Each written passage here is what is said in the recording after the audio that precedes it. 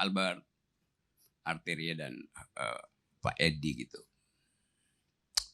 Mereka mewakili pikiran pemerintah, berupaya untuk meyakinkan pada kita pentingnya dan bermutunya KUHP itu tuh, rancangan itu. Dan bahkan sebelum dia dinyatakan sebagai hukum positif, sudah dikasih predikat itu hukum yang paling mulia sebagai temuan peradaban terbaik bangsa ini. Jadi iklannya udah jalan sebelum barangnya ada itu. Kira-kira begitu umpamanya. Enggak ada soal itu. Semua upaya untuk menerangkan itu di dalam logika namanya causa cognoscendi. Seluruh causa cognoscendi yang bagus tadi dibatalkan oleh artikel wakil menteri. Namanya apa tuh? Hukam. Wamen Hukam di Kompas tadi. Tadi siang saya makan bakso tuh. Terus tukang bakso bilang begini. Tulisan dari Wamen itu Pak Rocky, itu tulisan yang kurang ajar. Karena menghina orang yang punya intensi untuk mengkritik. Dia baca, tukang baksonya bilang gitu. Tulisan kurang ajar. Saya bilang enggak, itu bukan tulisan kurang ajar. Itu tulisan kurang otak. Yes. Karena dia tidak punya lagi kemampuan untuk membedakan causa cognoscendi dan causa essendi itu. Kan mau dikatakan bahwa ini harus benar. Karena kalau dia tidak benar artinya kalian itu nggak punya otak. Kan itu isi dari artikel Profesor siapa namanya itu? Edi itu. Itu menunjukkan kegurubesaran dia tidak ditopang oleh otak yang besar itu. Karena menghina akhirnya. Itu dasarnya. Satu-satunya di negeri ini yang tidak boleh dihina adalah tukang bakso. Tapi udah dihina tukang bakso. Tukang bakso nggak tersinggung. Karena dia tahu bahwa yang dihina itu profesi dia sebagai tukang bakso. Bukan nama orang itu.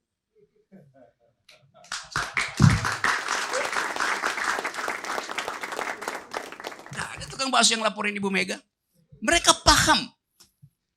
Memang profesi kami terhina dibandingkan dengan profesi koruptor. Dia nggak tersinggung. Dia punya otak. Dia bisa bedain antara profesi dan disebut tadi dignity itu. Saya terangkan apa istilah dignity. Bahasa Inggrisnya self-respect. Pada siapa dignity itu ada? Pada manusia konkret. Sekarang berlaku prinsip. Bisa nggak dignity itu diabaikan? Hukum hak asasi bilang nggak bisa diabaikan karena dia melekat seumur hidup. Built in di dalam dignity itu adalah segala macam hak yang diberikan oleh alam itu. Apalagi hak berpikir. Itu dasarnya. Tetapi dalam praktek dia bisa diabaikan. Oleh apa?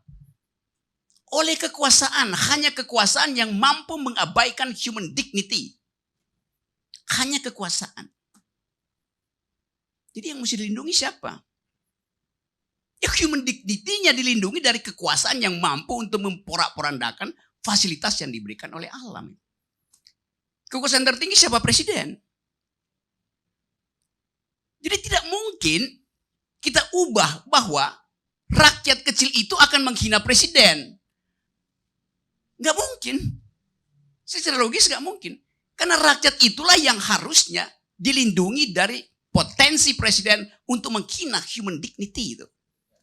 Tadi soal moral ketimuran itu. Kemarin saya ada di Sulawesi Selatan, di Makassar. Bertemu dengan komunitas intelektual yang baru melakukan riset. Peneliti bilang ke saya, Pak Rocky mesti datang ke satu desa, Bulukumba apa itu. Di mana ada hukum adat yang bunyinya begini. Setiap orang yang memotong satu pohon didenda 45 juta. 45 juta. Ukuran dia punya mata uang sendiri. Yang kalau dikurskan hari ini 45 juta tuh. Mungkin kalau dikurskan ke dolar nggak ada harganya lagi, karena rupiah sekarang udah nggak ada harganya tuh. Jadi prinsipnya adalah, Anda bayangkan, logikanya dia bagus untuk melindungi habitat itu. Dikasih penalti yang tinggi. Fine-nya tinggi sekali itu, 45 juta. Yang nggak masuk akal, orang desa situ nggak punya uang 45 juta. Tapi itulah yang kita sebut sebagai ukuran etis dari masyarakat di situ. Sekarang coba kalau kita pakai wisdom ini, local wisdom dari timur ini, kita terapkan di IKN. Berapa banyak Presiden Jokowi akan didenda karena merambah hutan? Pakai aja, itu ketimuran, hukum ketimuran. Kita mesti ambil konsekuensi itu. Raja Bima itu begitu terpilih, dia diarak ke pasar, tengah pasar, dicaci maki itu. Raja dicaci maki, bangsat, bodoh. Itu adat ketimuran. Kenapa itu yang nggak diambil? Kausa SND. Paham nggak wamen itu? Atau para konsultan hukum kita? Kalau mau sok pakai adat ketimuran. Bima, Sulawesi Selatan. Setahun yang lalu, saya ada di Bau-Bau. Robuton. Di situ ada kerajaan yang berbasis kesultanan. Saya ngobrol dengan mereka di situ. Dia terangkan begini, saya tanya, jadi diwariskan kesultanan itu. Begini Pak Rocky.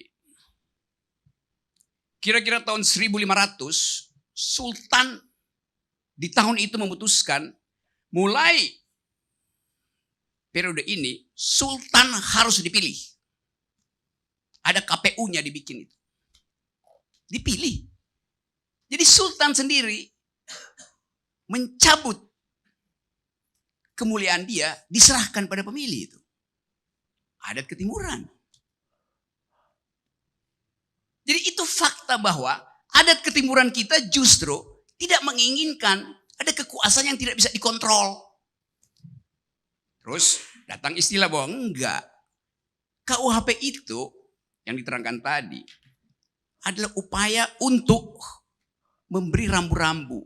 Karena itu enggak ada yang langsung penalti. Bisa negosiasi. Argumen itu diketawain oleh rakyat Bima, rakyat Sulsel, sama rakyat Bau-Bau. Ngapain mesti coba-coba? Kalau di ujungnya nanti kalau nggak berhasil, ya kayak uang aja tuh. Kalau nggak ada uang ya penalti juga, akhirnya pidana juga. Jadi reasoning dari pemidanaan itu justru yang tidak dikehendaki oleh adat ketimuran. Dasarnya apa? Orang bisa berargumentasi, bercakap-cakap. Jelas. Sebelum saya pulang dari Makassar, saya diundang makan oleh komunitas itu. Makan ikan, kepala ikan. Mereka tanya ke saya, Pak Rocky, enak nggak kepala ikan? Saya bilang memang enak. Karena lebih enak kepala ikan dibanding kepala negara. Kena deli nggak saya kalau begituan? Kan akan ditanya, Anda menghina kepala negara apa menghina kepala ikan? Jadi yang saya mau terangkan adalah kemampuan kita berpikir itu yang harus kita pelihara, kejujuran dalam berargumentasi. Jadi kalau saya mau bongkar semua soal ini, kita tiba pada kesimpulan bahwa sebetulnya tacit agreement dari KUHP itu ada pengendalian politik. Tapi nanti ada istilah lagi, karena memang liberalisme itu berbahaya, kebebasan itu berbahaya. Yang kita tentang kebebasan yang berbasis pada kepentingan individu, bukan pada kebebasan untuk bicara. Kata liberalisme itu kan di sini dibikin kacau. Jangan halangi kebebasan individu. Yang boleh kita halangi kepentingan individu yang basisnya adalah oligarki. Itu dalilnya. Jadi ILC malam ini kita pakai aja sebagai tempat untuk merefleksikan pikiran.